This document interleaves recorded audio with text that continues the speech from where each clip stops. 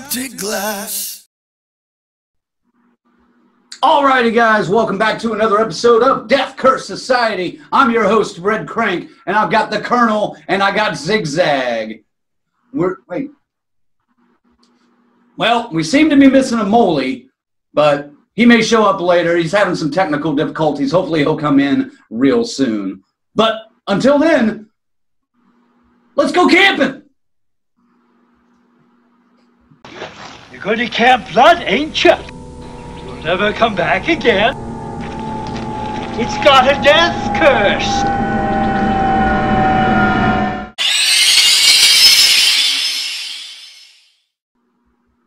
Alrighty, gang, our big topic on Let's Go Camping this week has got to be The Walking Dead. Some of the biggest stuff that they've done in damn near 8 years has finally come upon us. We're going to talk a little bit about everything that's going on right now, but primarily we're going to focus on Rick's exit for a little bit.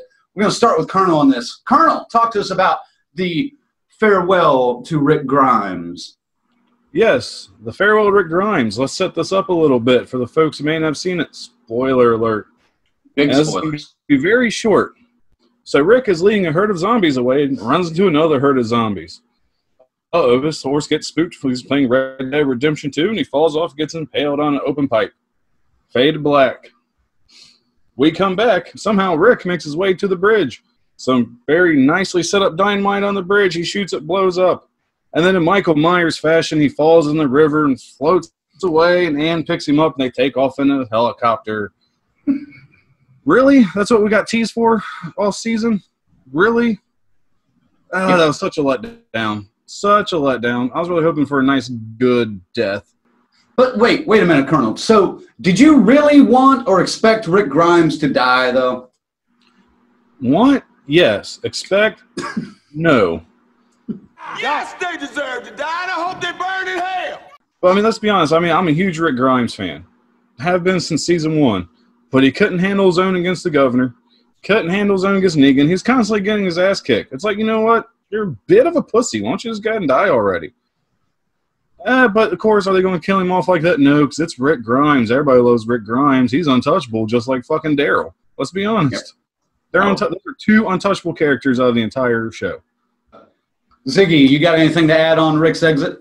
Yeah, you know, I mean, if you're asking me the same question, yes, I wanted him to die when he announced he was going to leave the show. Die, you motherfucker!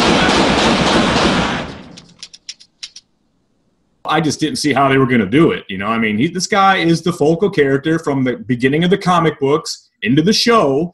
Now, granted, some characters have grown bigger than life in the show version, but I just didn't see how the hell they're talking keeping this thing going for 10 years, feature films that we'll talk about later, and all kinds of shit like that. But yeah, I expected him to die, and I was, you know, kind of a little bit disappointed because I don't really know what the hell's going on with the helicopter thing. I mean, I have an idea, but that ain't how it went down. They're all off the tracks for the comics now, man. They're just like, at this point, polite suggestions of, hey, maybe you want to do it this way, you know what I mean? But they're going their own way with this, so yeah, you know what I mean? But it wasn't bad. I felt they were setting his death up with him visiting all the old characters, you know, after getting rebar stuck through his fucking chest like that. He was, you know, hallucinating. I get it. And, but it looked like a total death setup. He was meeting them all, making peace with everybody, and everyone's telling them, you did your part. You're good. You did what you had to do. And then flying away in a helicopter. I mean, I get it. The door's left open. He could return for a little guest arc or something. Cool. It'll be neat up the road. Other than that, you know, kind of disappointed with the whole, how it went down. I really like that one shot, and you kind of brought it up, where he's walking over the dead bodies of like the characters that have passed, you know. I thought that was pretty neat. And yeah, definitely that some came back and talked to him. There were some good moments in that episode. One of my favorites, though, had to be how he got off the rebar. I mean, that was just, it was smart and practical, and I could actually see that happening. I stopped breathing. Yeah. I mean, and it was intense, you know, and just taking that belt off and looping it over and pulling himself up. And there was resistance, and anyone that's felt rebar knows how that shit is rigid like that, man. Fuck. Wow. It's ribbed for his pleasure. Oh, there's our first hashtag. hashtag. Trojan, if you're out there, we're looking for sponsors. All right, I'm just saying. Throw us some money. Throw us some money. I'll take lifestyles, man. Whatever we can fucking get. I thought it was a great episode for Rick, and it had its moments where, like Colonel brought up, where it was a kind of Halloween 4/5 moment. Oh, he's just gonna fall into the river and drift away and be found by Jadis. You know, there were a lot of little coincidences that had to happen, or as my mother would have said, coinky-dinks, that had to have happened to get him to that place where he got on the helicopter and flew away. So, his storyline, as we know, is not over. I'm curious to see where that goes. We'll talk about that here in a moment. But the next question is, Ziggy, is the show back? Because now, since Rick is gone, we're jumping 6 years into the future, and we meet little Judith, and we meet this whole new crop of characters that are trying to get in, and Michonne ain't having none of this shit. Some of the characters have grown, some of the characters have shaved. Talk to us about that a little bit. What do you think? Is the show back, Zig? Wow, I mean, I'll tell you what, it is a total. I mean, someone might as well grab you and shake you violently, because when you come out of it and you catch your bearings, it's 6 years later. I mean, you're still kind of hanging on to the, because it gets you when Rick blows up and you think he's gone. Yeah, man, everyone got a little teary-eyed, I'm sure. Mm-hmm. And good, not Colonel, because he's old and dead inside. I'm fucking hardcore. Yeah, but his heart grew 2 sizes that day. Yeah, and then I'm looking at these people walking up and going, and they got the horde after them, and it looks like they're about to give up, and then somebody boom, boom, boom, boom, clears them a path to get out, and it's a 6-year-old kid, or I guess would she be 6? Well, no, she's like what, 8? 8 maybe? Probably 9, 8 or 9, yeah, somewhere in there. It's kind of a similar facsimile to Carl. She even puts the hat on, picks up Rick's hat, and she seems to be a good shot, I mean, she's buying into what's going on. And if she's not a leader at this point, she's definitely a colonel.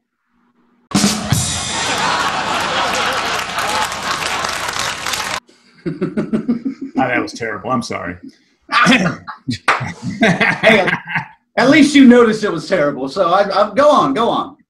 I should have went somewhere else. But anyways. Yeah, right. But, there's no trust anymore. I mean, Michonne seems to be... She's like the sergeant at arms, looks like to me, and there's a vetting process going on, but it does seem to be heading into an interesting direction, and there's a face-off coming. Not quite sure if it's with friends or foes yet, though. They're not letting us have that, so we'll see tonight. I guess is a season episode will be tonight as we're recording this. We're a few hours away yet, so we don't really know. Right. We've got the mid-season finale happening later today, so should be interesting. Yeah, I like the Judith angle. Call me weird. I like the Judith angle, though, because it is kind of just Carl wasn't born in this realm. He kind of had at least a little bit of life before the world turned, and he had to adjust to it that way. Judith has been born in this. So all she's ever known is this apocalypse land. So in a way, I almost expect her to be tougher than Carl would be just because of that fact. Kind of a nature versus nurture kind of situation. And so I'm looking forward to her. And, she's just a little hard-headed badass. Because even when Michonne's like, we don't let people in, she's like, well, it was my decision. She's the one that stood up and, Michonne's looking at all the adults like, who did this? What's his face?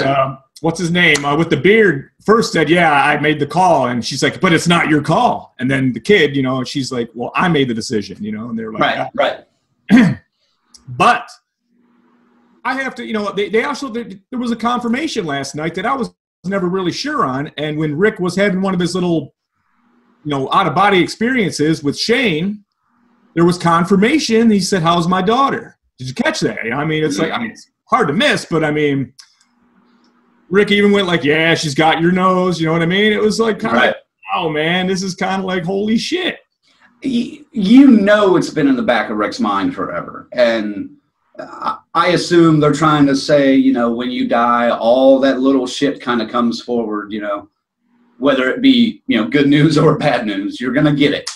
I can see that, but it was a strong episode, and even the couple episodes they've had since that have been pretty strong.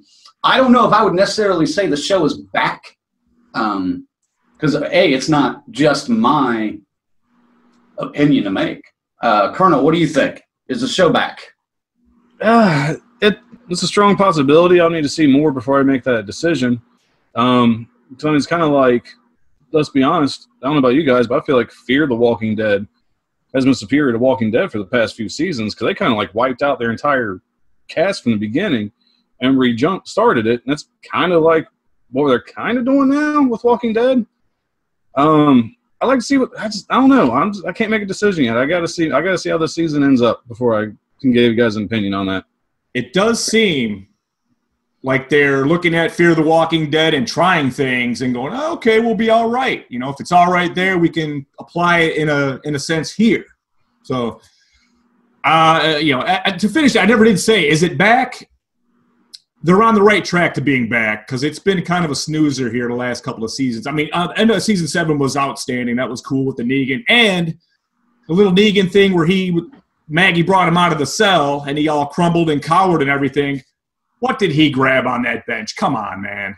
There's got to be something going on. Negan is not done. This is not – we saw Negan, and then he realized he needed to go and get in her head really fast, and he did that. I was like, man, right away, though, I was like, fuck that. He picked up something, a screwdriver, a fork, a pen. I don't know, but something's coming from that scene. I didn't think about that, but yeah, maybe he did grab something off the bench in the corner there. Huh. Yeah, when I saw that scene, though, I was done. I shouldn't say I was done. I was just like, well, that was the Negan I loved, and now he's dead. You know? He got you too, then. He got you too. Yeah. Oh, yeah. But I'll have to look at that scene again and check that out. I do predict more harsh Negan coming because of this. He's going to get out of there, and there will be hell to pay. Oh, I expect him to get out at some point.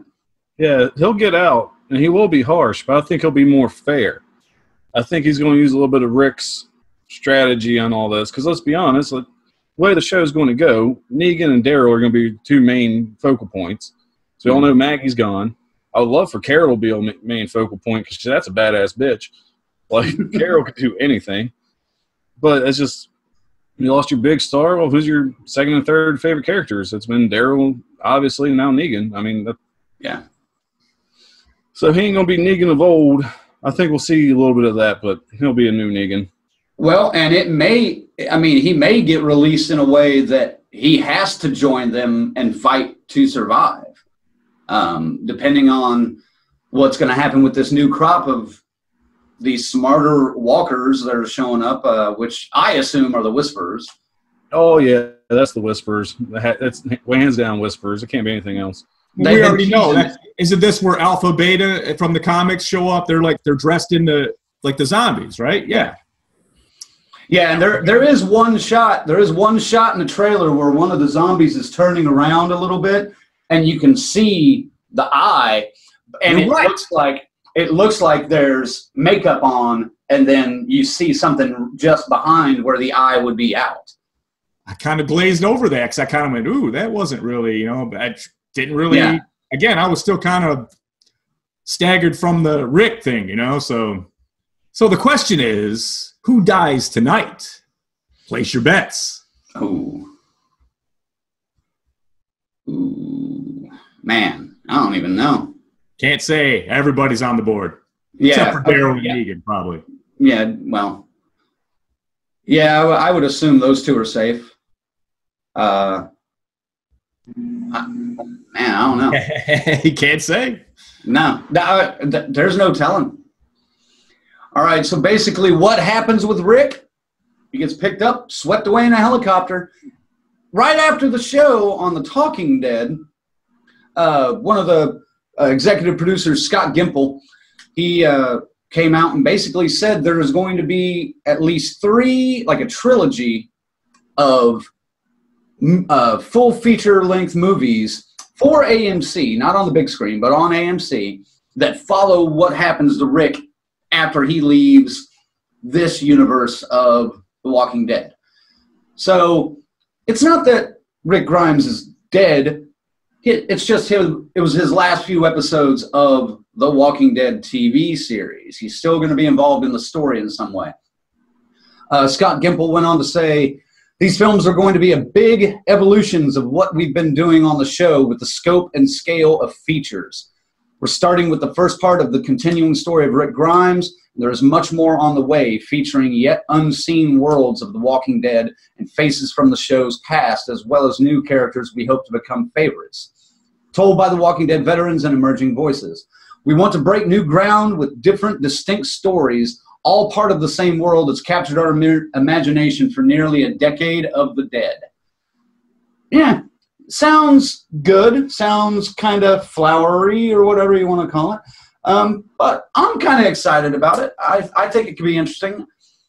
One of the theories that I've been hearing bandied around is that the helicopter is taking Rick and Jadis to the Commonwealth, which is like the new community that's being mentioned in the comic books now. I don't know. Could be interesting. It's like a big community, like 50,000 people too. So not just 30 or 40 people in a church, you know? Yeah. Colonel, talk to us a little bit about these standalone movies and what you see going on with Rick in the near future. Oh, Scott Gimple Pimple, you made this all so simple for me to figure out. I think these made-for-TV movies are going to be great. It's going to bring new life, at least to the universe. Thank you, gentlemen. It's going to be like a breath of fresh air, especially for people that's been watching it since season 1, because we have mentioned before. It's been pretty stale for a while until this past season. But here's my theory on this. So Rick gets picked up by the government, and he joins a special team called SWAT, where they go out and try to kill as many zombies as they can looking for a cure. I think they're by the Umbrella Corporation also brings them in. I'm just fucking with you guys. I'm just copying Resident Evil. I don't know what direction they're going to go in with this, but I can really see him using his skill set in some way to kind of figure out what's going on. Because we do remember the CDC guy whispered something in Rick's ear into season 1. I don't know if we've ever been told what he said. Right. So Rick may have some knowledge that the people in the Commonwealth or the government, because I'm assuming that's who's running it, not knowing anything, not reading the comics. Right. He has some knowledge they want, and they're going to use him to find a cure, I think. Interesting.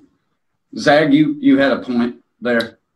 I was about to leave when I heard him say. I was going to say it wasn't. He didn't join the team SWAT. It's STARS. It is STARS. I'm sorry. Fuck. I don't know. Not no Nemesis. STARS. I should have known better. Folks, should we fire him over that one? Probably. I mean, I'll hand him my resignation for that shit. That's pretty bad. All right. I was thinking of that stupid ass fucking movie with what's his face in it. I don't even remember. I took some chick on that movie on a date. Now I got fucking nowhere because I took her to go see fucking SWAT. We'll just take Colonel's PlayStation away for a couple days and let him deal with that later. Not that he plays anymore, anyway. No, man. No, I think the movies will be interesting, and I like it. I don't like it as a fan of the show necessarily. I like Rick. I think he's a good character. Most of the time, he's got a good moral center, and he has to make some hard decisions based on that morality and mortality, in a way. So I am going to miss him as a character. I think those traits are going to pass over good to other leaders, though. But it does make sense in a business standpoint because, the ratings have been kind of faltering a little bit. And every year, those characters that have been with the show get a raise almost every year or every 2 years. Every time they renew the contract, they get a little more money. So dumping, you know, Rick and Maggie now makes sense financially to be able to afford to go and do feature films with Rick, you know. And rather than be stuck on set in Atlanta for 6 to 8 months of the year, he's going to be out there 8 weeks, 8 to 10 weeks, you know. So it'll be all around better for Andrew Lincoln as an actor. And I think we're going to get some good stories out of the deal, too, because we have only been stuck in, at least with The Walking Dead, we've been stuck in probably a 3 to 4 state, 5 state area. Mostly, you know, just the extreme southeast part of the United States. I'm curious to see what else is out there. Now, I know Fear of the Walking Dead is in like Mexico and California, correct? Yes. Is that right, guys? They were making their way to Alexandria, since that's where they moved Morgan to kind of boost that show. But of course, he's like, "Oh, this is our home. I like it here." They kind of said, "Nah, fuck that place." Now, I'll be honest. I tried Fear of the Walking Dead the first year and a half or so, and I lost. It was rough. I recently came back to it because it was pretty bad for a while. But I kept hearing how much better it got, so I tried it again. I'm like, oh, shit, that's pretty good. So fair enough. Fair enough. All righty. Any other thoughts on The Walking Dead? Ziggy. I didn't really say anything about my thoughts on the movie or anything, or what they're doing. I kind of feel it's unnecessary, honestly, because it's from an economical standpoint. Rick wanted, or Andrew Lincoln wanted to leave the show. He was done. He wanted to do other things. Maggie wanted to do other things. She's already signed on another series somewhere, you know, and they really had no choice to do this. So, but I think they feel the big hogs up at the top are like, well, Rick Grimes is Rick Grimes, and we'll get him in any capacity we can. So, having said that, I do think they'll do a good job on telling the stories and what they're doing. But, to me, kind of unnecessary. You should have just killed them. Yeah, fair enough. All righty, guys. Well, that's going to wrap it up for Let's Go Camping. We're going to take a quick break, and then we'll be back with more of Death Curse Society. Stick around. Never, ever, ever, under any circumstances, say, I'll be right back. Because you won't be back. I'm getting another beer. You want one? Yeah, sure. I'll be right back.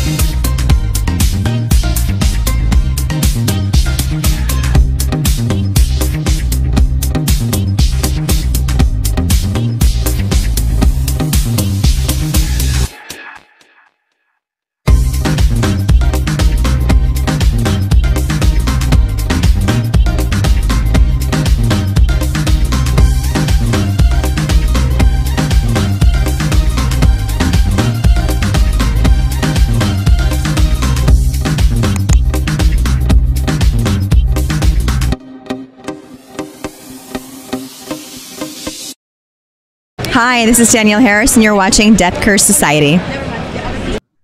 Alrighty, gang, welcome back to Death Curse Society. I'm Red Crank. I still got the Colonel, and I got Zigzag.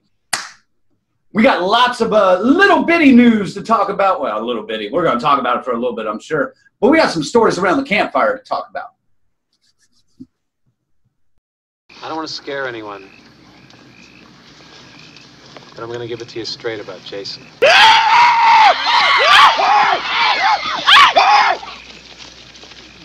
Hey, come back, come back! First up on stories around the campfire, we've got American Horror Story Apocalypse finally wrapped up their season. Woo! What a fucking roller coaster that was. Pretty interesting storyline. I'm going to let Colonel start with this one, though, and talk a little bit about it. Just so you guys know, though, there will be spoilers. Oh, yes. There will be. Tons of spoilers. Like some behind the scenes spoiler. I asked these guys to carry me through this topic because I have yet to watch the entire season, so I really don't know what's going on. I was kind of like, why didn't you throw that to me? Don't give away the secrets. I'm the android of our group. You're not supposed to tell people that. Nice. Do you want me to throw the Zag instead then, you cocksmoker? Yes, please. Okay, fine then. Hey, let's do this again. Take two. Boop, boop, boop. Hey, Zag, would you like to talk about American Horror Story? I'd love to talk about American Horror Story. I'm leaving all this, too. I hope you know. Go, Zag. Talk to us about American Horror Story Apocalypse. American Horror Story Apocalypse. Now, I'm on record stating I wasn't a real huge fan of the show beyond the first couple of seasons. You know, it really fell off, and I hated the political string they did. This one, they got me back because it was great. The storytelling was superb in this whole season. The visiting of old characters, mending into this new universe, tying up all sorts of loose threads. The only thing I really had a little problem with was the nice, clean-cut ending they came out with. It's good, but it could have been a little bit better. But, I mean, wow, what a great season. I mean, we're going to give you the spoilers. You know we're dealing with the Antichrist. Apocalypse is the whole world has been blown up. There's nuclear death outside. You can't go outside anymore. We learned we have the witches have anticipated this long ago and foresaw it. Put things in place, put characters in place to awaken at this time in this world to stop the Antichrist, and they pull it off.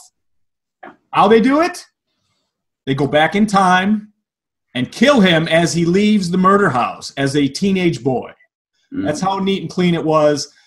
It was cool. I just was a little let down with that, just the very end of it. But I'm going to let these boys get in and tell you a little bit more about the stuff I might have jumped over. I'm a little excited because it was really cool, man. It was a great story. Great. Oh, yeah. No, this was probably, in my opinion, one of the best written seasons since season one, really, for me. I like stories that kind of play with time a little bit and, start you off in one area and then go back a little bit and show you how we got there. I like storylines like that. And I really like the way they did that, especially since it took so much setting up to get to where you are at the final chapter of this season. There's so much that you find out in that last couple of seasons, like the fact that a couple of the witches have been embedded in this compound and kind of stuck in one of the compounds when the apocalypse happens, just to be killed and then brought back and reminded of who their real personalities are. I thought that was just genius. And this one felt so much more planned out than any of the other ones over the last, let's say, 5 years. For instance, Cult last year almost seemed like they were writing up until the moment that they were filming. This one almost felt like it was months done before they even started filming. Not counting like little rewrites and touch-ups and shit like that, but that's why I loved it so much. It was planned out. It had a nice timeline that goes through it all. Although it is convoluted, it had a nice timeline. Yes, Sag? I want to say, all throughout this whole time while this brilliant writing is happening, very little are you ever going, what the fuck is going on? Or it's not too long. You're right involved with it. They never lose you. Like some shows, you're just going like, I don't know what the hell is going on. You got to rewind it and watch it a couple times, then you kind of catch it. This is good, man. Going in, you might go, wait a minute, what the hell is this? And then a couple minutes later, you're like, ah. So, I mean, that's what made it really, really cool. Well, and they set it up in a way that if you pay attention to story, and especially if you pay attention to American Horror Story, you know when they're going to do this. They set this up in a way because I knew it was going to be one of those kind of instances where, oh, we're going to have a lot of flashbacks when they revealed that Meade was an android at the end of what, episode 2, I think it was, maybe 3. Yeah. When they revealed that Meade was an android, I was like, well, they're going to have to go back and explain how that happened. So I bet there's a lot that they're going to do with this. And I saw that and I was like, all right, I'm good. I'm good for this. So I loved it. I love the fact that it brought the witches back, and even, you know, the fact that like Sarah Paulson had to play what, 3 different characters. That was nice. A bit weird. That was a bit weird, but it again, it smooths right out. Yeah. Because at least 2 of the characters we've seen before already, you know, so we already have them established in their world, and then if they sneak into this one a little bit, it's not that big of a deal. I like that Evan Peters and Thaisa Farmiga's characters from Murder House kind of had a little bit of a happy ending in a way. I know that's kind of a weird thing for some fans. They're like, oh, they shouldn't be happy together, you know, but hey, I just want Thaisa to be happy. And if she wants to be happy with me, come on down, baby. I am available. No, she's phenomenal in this. I just thought it was a good season. I loved it. I hope that they can catapult from this and continue the trajectory. And maybe even tie in, like, start another season that ties in another one. I wouldn't mind seeing Freak Show come back a little bit, you know?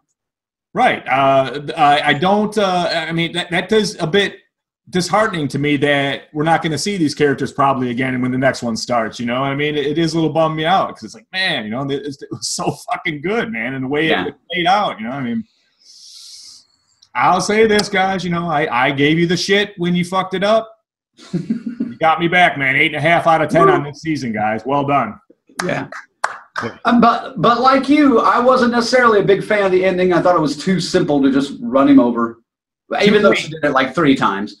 Yeah, like you said, too clean. I would have loved to have seen, even if his powers were not, he wasn't fully realized in what he could do. I would love for some witch like Billy Lord to go back in time and just beat the shit out of him. Yeah. And maybe do that right outside the murder house and then drag his ass off the lawn so he doesn't die there.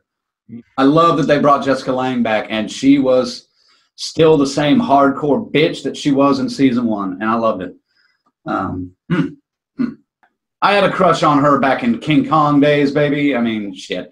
Holy shit. Go ahead, Zach. 40 fucking years since that one, man. 41 even now.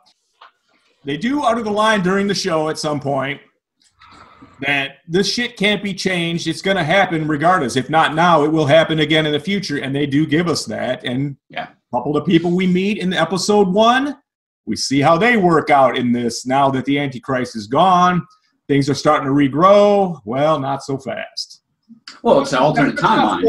Let's not spoil that one. Let's let them watch that shit. That's kind of It's the alternate timeline that starts after she takes him out, and you know we're not necessarily going straight to the apocalypse, but we might take a little side trip to it here later on. Follow the yellow brick road. Right. But again, I think that they're never going to come back to that. That's just left to, hey, the idea's out there. What would happen? You know, and that's left for the viewer to watch and go, holy shit. Yep. So, just to bring your spirits all the way down, like, oh shit, here we go again. Yep. Well, they brought my spirits down when they killed him, man. So, Colonel, we highly recommend you watch it and catch up with us. Oh, I will get caught up, but what I'm kind of pissed off about is that you guys said, or they killed the Antichrist. I was a little bummed. I'm tired of the Antichrist always getting killed. I want to welcome Year Zero, man. I want shit to hit the fucking fan and stay hit. And I'll rain on fucking Earth just once. I would like to do that. It's like, stop killing them off. They're not bad guys. What's wrong with free will? Watch the show. Watch the show. You'll see. You'll see what happens. I will. All right, gang. Next up on Stories Around the Campfire, we're going to talk about a little twist that got thrown up in the Nightmare on Elm Street worlds. Stars Robert Englund and Heather Langenkamp have both confirmed, basically, that they would like to come back and do another sequel. Of course, Robert Englund reprised the role of Freddy on an episode of The Goldbergs recently on ABC, I believe. And during that little promotional group, he was on Access Live and said about the Nightmare on Elm Street franchise. He said, I think they want to reboot the franchise, but they're going to need a new actor. They're going to need a new actor to play Freddy because they're going to have to do 8 of them. I might have one left in me. That's all he really said about it. I think a lot of people are blowing this out of proportion. This is promo stuff. Basically, all Englund is saying is he's too old to do this anymore, or he just doesn't have the desire to do it anymore. But he's leaving it open. If a damn good script comes along, sure. Likewise, Heather Langenkamp was chatting with Entertainment Weekly and said, quote, I'm sitting here like any other scream queen in Hollywood, hoping that they revive their franchise. I'm not alone. I know lots of other horror heroines who have this little bit of spring in their step, thinking about the chance of perhaps being in the new version of the movies they had helped make famous as young people. It's kind of crazy, but it's definitely something I would love to do. Now, she does go on to say she hasn't heard anything about a new film, but I certainly keep up with friends at New Line Cinema, so I would expect if Warner Brothers or New Line would put something like that together, I would imagine that I would know. So the fact that I don't know leads me to believe that it's probably not in the works as of now. Now, of course, this was 3 weeks ago. But these people are just saying, hey, if the opportunity arises, I'm game, possibly. But it would have to be a phenomenal script to bring both of them back. Granted, everyone's talking about reboots now because of the success of Halloween. We're going to talk about that a little bit here in just a moment. But, you know, I think people are just blowing this out of proportion too much. Like, oh, they're going to do another one with Robert Englund. No, they're not. Personally, I think they need a new actor. So, Colonel, what do you think about all this? Yeah, I'm with you. It's all promotion. It's all, trying to ride the fame off, the new Halloween reboot that did phenomenal, which we all kind of knew it would. It just, for me, it's a hard no. This one is really a hard no, especially with Robert Englund. You really, truly do need a new actor. I can't throw any suggestions out there because I don't know who could pull off a good Freddy. I really don't. And then it's just, Freddy's, it's easy to do a reboot of Halloween, Friday the 13th, because guess what? Your main villain doesn't have a personality. Freddy's all about his personality. You're going to have a hard time replicating that. I'm sorry. I really think you are. This is just, dude, please don't. I just don't think it would work. Agree. I agree. It would be tough to do. I think there are a couple of actors out there that could pull it off. I mean, hell, I can't remember the kid's name that did Pennywise in the new It, but he knocked it out of the fucking park. Now, granted, they were going a different direction than the original miniseries did back in 1990, but still, that was a phenomenal portrayal, and I'm anxiously awaiting, I guess, next summer, the second chapter. So, Zag, what do you got on this? You guys pretty much put it on the nose, man, I have to say, but I'll see if I can dig a few more nuggets out for you. Not on the nose or anything like that. Sorry, I don't mean to make the, yeah, geez. Fuck. Yeah, but absolutely right. Halloween blew up, and guess what? There's a 60-year-old heroine in this, and a 61-year-old killer, and it worked great. It made millions, hundreds of millions. Robert Englund, yeah, right. He is the personality. He is the voice. He is the thing. Now, granted, when Colonel and I visited Horror Hound last summer in Indianapolis, that's all we could hear was Robert Englund screaming from the auditorium all these Freddyisms all damn day. I mean, it was just nonstop, hours and hours of it. So can he still do it? Yes. Here's why I think, and why I would want to see it, because he doesn't have to do the heavy lifting like the running or anything. You just need Freddy and makeup to do the close-ups and the voices and shit and the on-the-point stuff that's really close, and then have a guy doing all the jumping and running and shit. Or shit. CGI is good enough these days almost to do it. I mean, but I do think this one would come back, probably be even a little stronger than a Friday the 13th reboot would be, because it is Freddy, and it is his first nemesis, you know? I mean, shit, I would love to see it. I'd be one of the first in line. I do think it would take a killer script to get it done. And honestly, the source of all this are fans like us that have access to internet and can put that shit up there. You know what I mean? Don't hold your breath, man. But I would love it. It would be great. I would love to see it, yes. But unlikely, in my opinion. Yeah. Oh, I'm definitely not saying I would boycott the film or not go. I'd be knocking bitches out in line to get in. But even, you know, if they had babies in their hands. I've done it. Yeah. Get the fuck out of my way, bitch.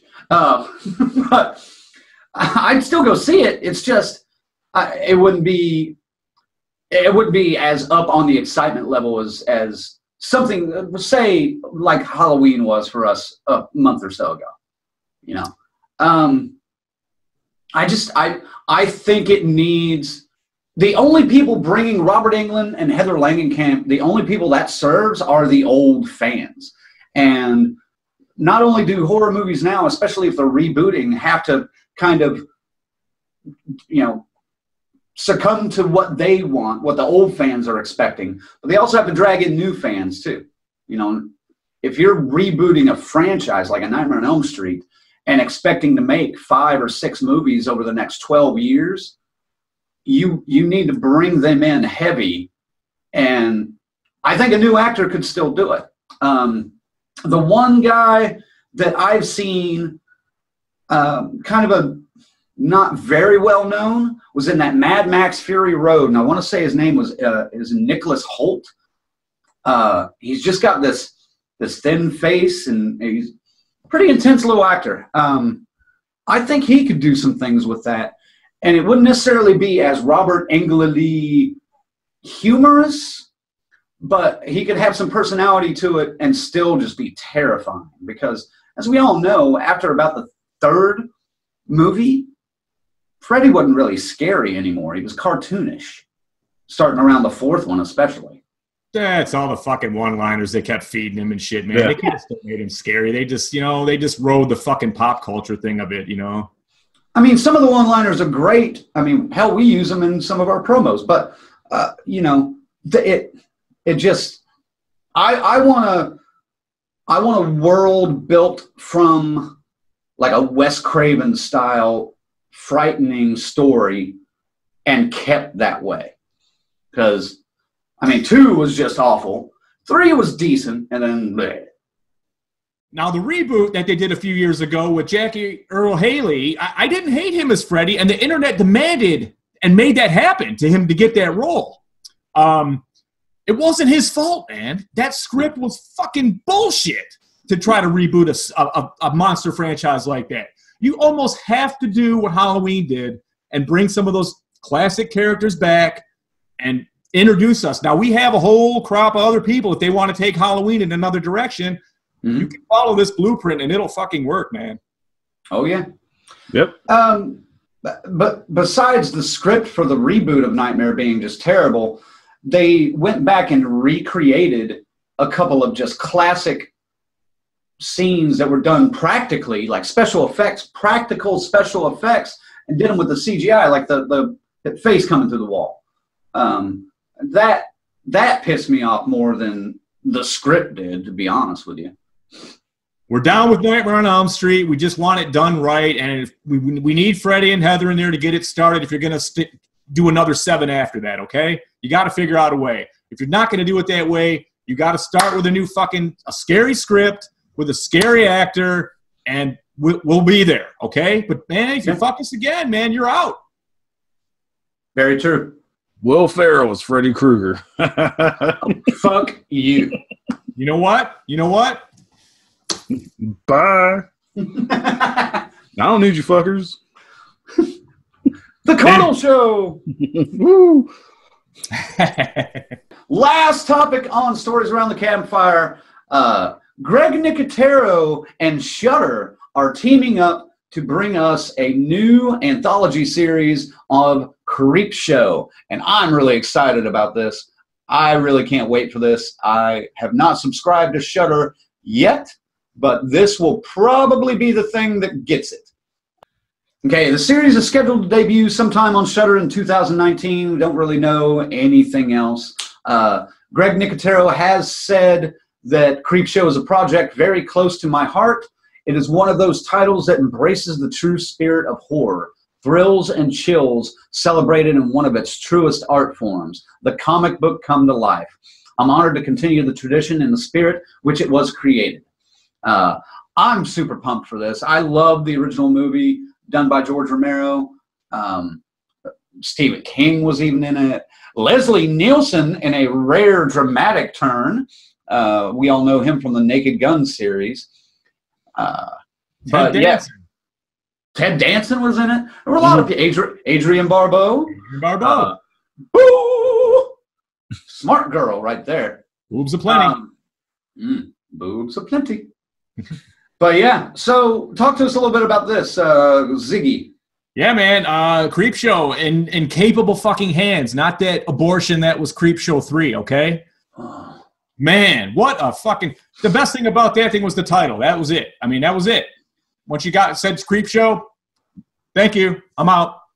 Yep. Greg Nicotero, obvious pedigree, going back to, you know, like Day of the Dead and everything with Romero. Creepshow. Oh, yeah. He's on it, man. This guy knows Walking Dead, obviously. Look at all that glorious gore.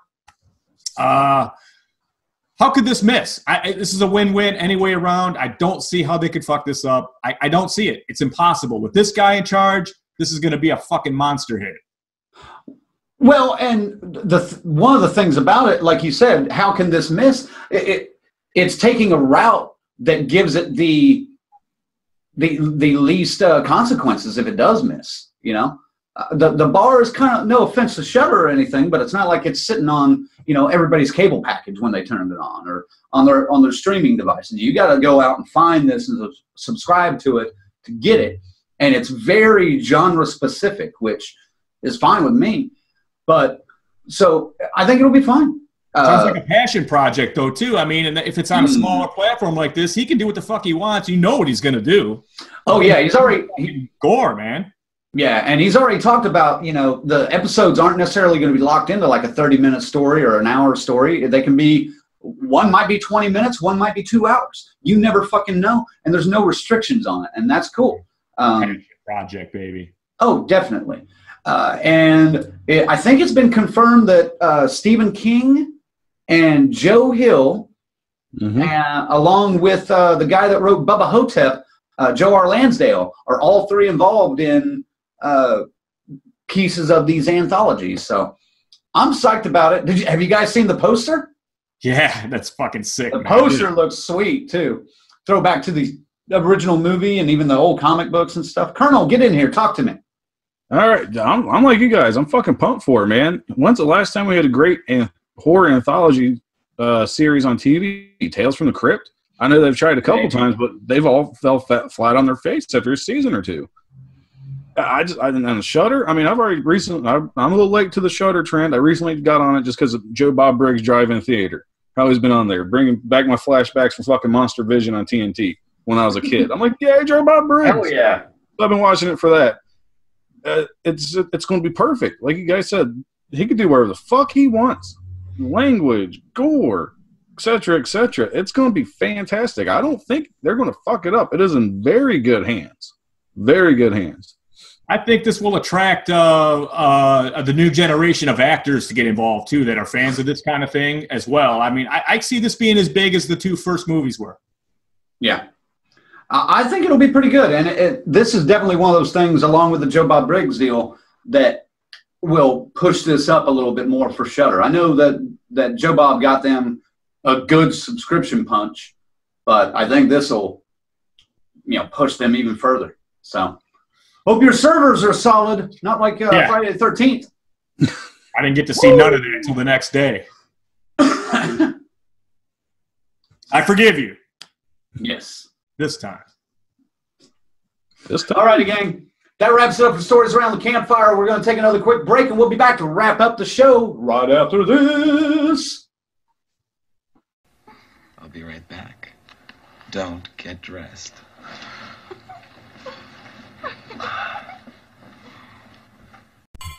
you like Death Curse Society?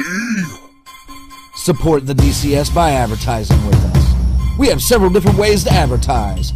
Sponsor a segment or a complete show, 30 or 60-second commercials, product placements or service discussion, banner ads with links on our interactive website, full website page sponsorships, get Facebook and Twitter mentions from our host or special guest, special shout-outs on our YouTube channel, and more. You can even advertise regionally through our website and keep your costs down, or ask about our package deals to save even more. Visit our website at deathcursesociety.com and click on the advertising sponsorship link under contact on the main menu. Thanks.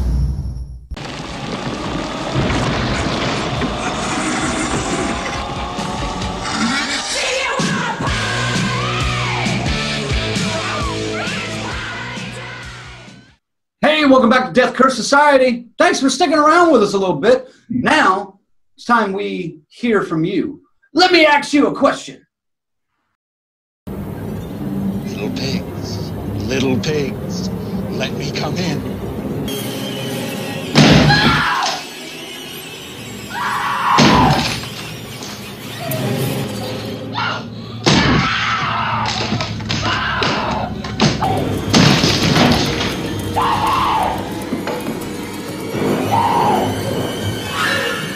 Here's Johnny.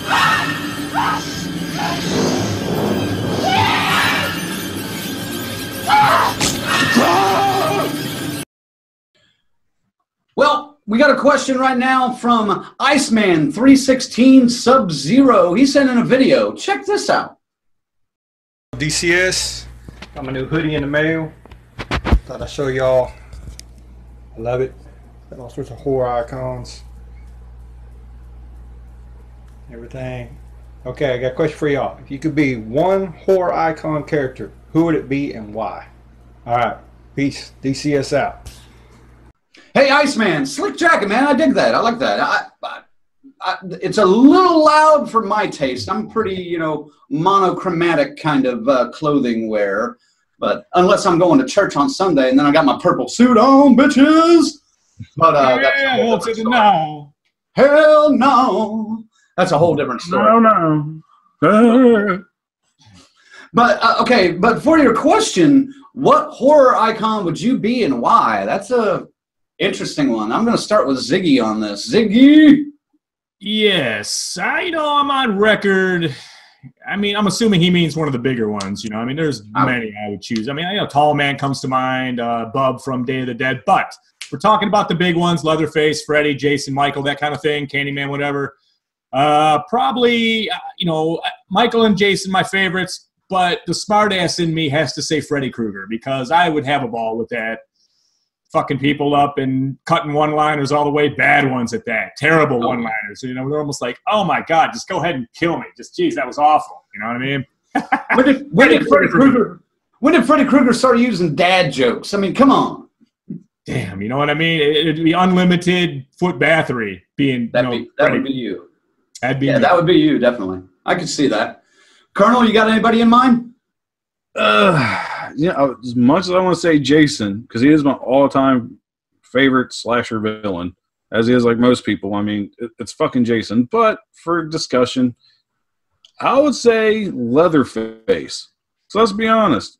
Zag knows, you guys have seen, I'm built more like Leatherface anyway than I am Jason. I'm tall and husky.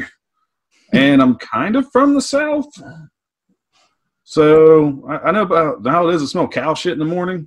You can smell it. With a cousin or two, Yeah, well, I am from Cincinnati. I just happen to live in Kentucky, guys. So fuck you. Yeah, I mean, Leatherface would be cool though, man, because it's like, fucking hell. Who doesn't like to wear a mask? You get to wear a mask every fucking day. And you find some fine-looking chick. She's kind of hot. Yeah. You want to wear an old man? Go wear an old man. I mean, you have the possibilities are endless. I mean, who wouldn't like that much fun to play with you? You could wear a different face every day of the year and not wear the same one twice.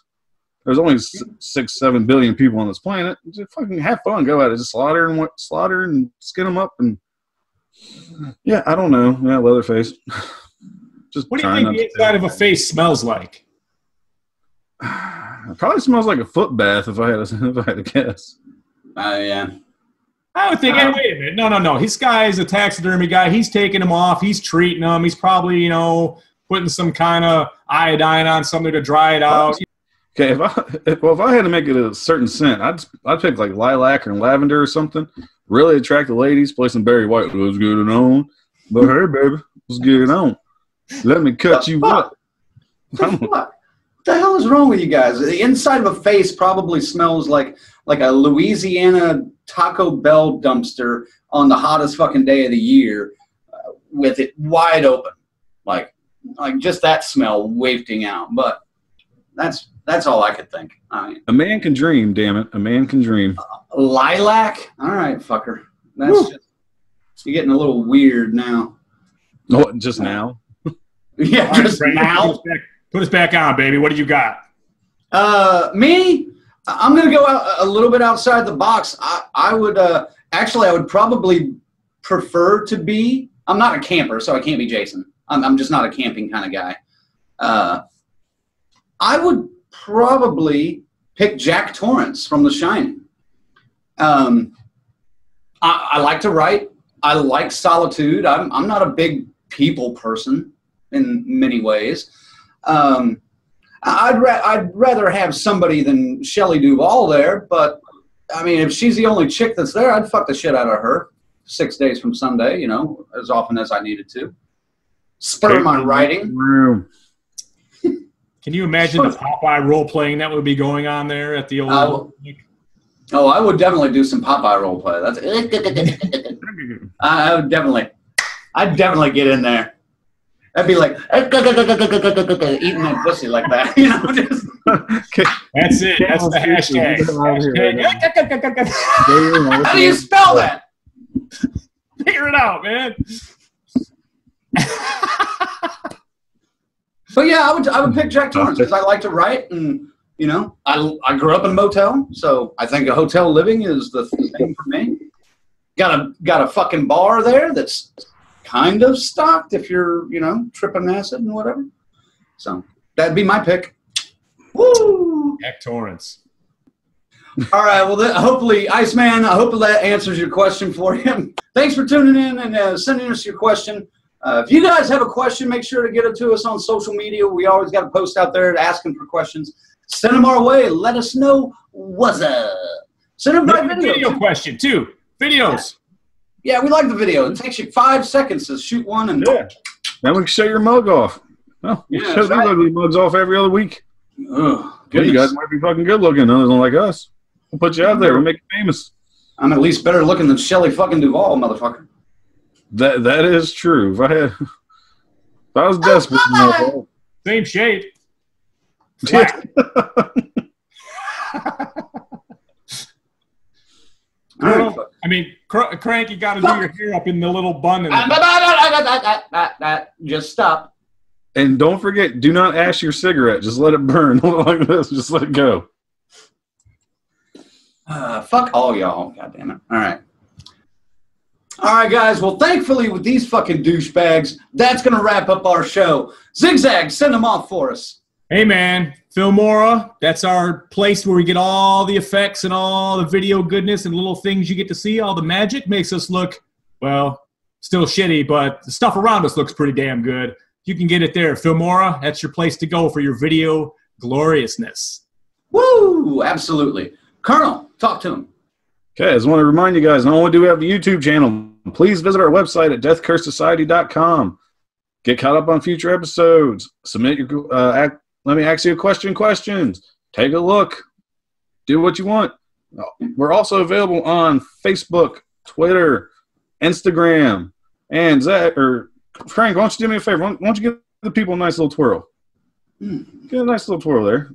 There you go. You see that beautiful t-shirt he's wearing? You can also order one of those from us for a nice flat rate of $25 plus shipping and handling. Yeah, baby. Any size. Like a pose. I don't know what that is. That's the fucking werewolf. I don't know. All right. Yes, yes. T-shirts, $20 for small through extra large, and then anything over extra large is $25. So, sorry, guys. That's why I said the $25 because I'm not fitting in an extra large. Well, hey, me and my Shelley Duvall fucking figure can. So suck a dick. Shelley Duvall only pays $20. Shelley Duvall can suck these nuts. Just kidding. I like you, Shelley Duvall. Don't worry about it. All right. Yes. And our next episode, guys, will be December 20th. It's going to be right before Christmas, so we're going to talk about Christmassy shit. Thanks for watching. Thanks for tuning in, as always. We hope to see you next time. For the Colonel, for Zigzag, and for the missing Moley today, this is Red Crank saying DCS out. See you next time. DCS out. DCS out. Woo!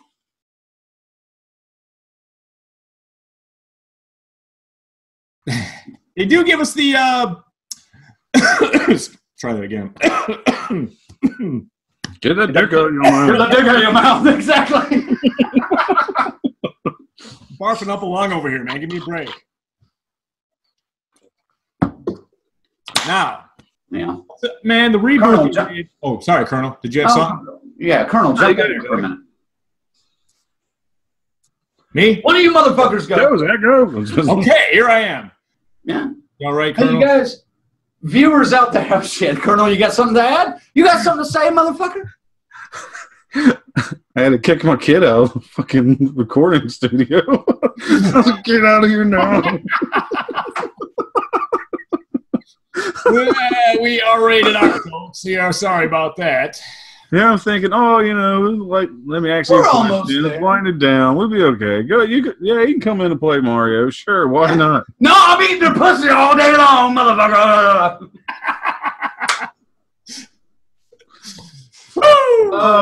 Oh, you guys. Shit. Sorry, princess. She's gone now. Girl. Hashtag Child Protective Services. No. NSFW. That is what this is.